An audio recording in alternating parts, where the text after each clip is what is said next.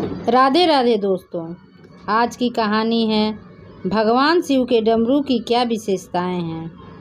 एक बार की बात है, देवताओं के राजा इंद्र ने किसानों से किसी कारण से नाराज होकर 12 वर्षों तक बारिश न करने का निर्णय लेकर किसानों से कहा, अब आप लोग 12 वर्षों तक फसल नहीं ले सकेंगे। सारे किसानों ने चिंतातुर होकर एक साथ इंद्रदेव से वर्षा करने हेतु प्रार्थना की। इंद्र ने कहा, यदि भगवान शंकर अपना डमरू बजा देंगे तो वर्षा हो सकती है। इंद्र ने किसानों को ये उपाय तो बताया, लेकिन साथ में गुप्त वार्ता कर भगवान शिव से ये आग्रह कर दिया कि आप किसानों से सहमत न होना। जब किसान भगवान शंकर के पास पहुँचे तो भगवान ने उन्हें कहा, डमरू तो 12 वर्ष बाद ही बजेगा। किसानों ने निराश होकर 12 वर्षों तक खेती न करने का निर्णय किया। उनमें से एक किसान था जिसने खेत में अपना काम करना नहीं छोड़ा। वो नियमित रूप से खेत जोतना, सिंचाई, गुड़ाई, बीज बोने का काम कर रहा था। ये माजरा देखकर गांव के किसान उसका मजाक उड़ाने लगे। कुछ वर्षों बाद गांव वाले इस परिश्रमी किसान से पूछने लगे, जब तुम्हें पता है कि 12 वर्षों तक वर्षा नहीं होने वाली, तो अपना समय और ऊर्जा क्यों नष्ट कर रहे हो?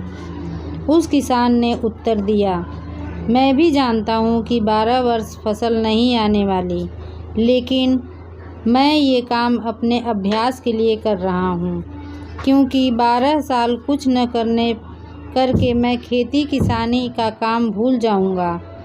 मेरे शरीर की श्रम करने की आदत छूट जाएगी। इसलिए ये काम मैं नियमित कर रहा हूँ, ताकि जब 12 साल बाद वर्षा हो तब मुझे अपना काम करने के लिए कोई कठिनाई न हो। ये तार्किक चर्चा माता पार्वती भी बड़े कौतूहल के साथ सुन रही थीं। बात सुनने के बाद माता भगवान शिव से सहज बोली, प्रभु, आप भी 12 वर्षों के बाद डमरू बजाना भूल सकते हैं। माता पार्वती की बात सुनकर भोले बाबा चिंतित हो गए।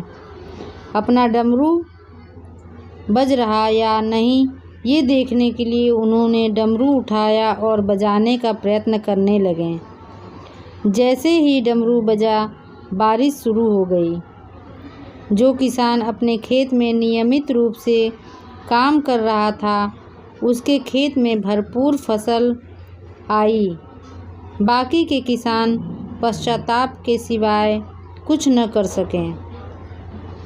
डमरू कभी भी बज सकता है, इसलिए केवल नकारात्मक बातों पर अपना ध्यान लगाने के बजाय हम अपने कार्य व्यवसाय से संबंधित कुशलताओं की धार पैनी करने का, अपनी अभिरुचि का अभ्यास करते रहना चाहिए।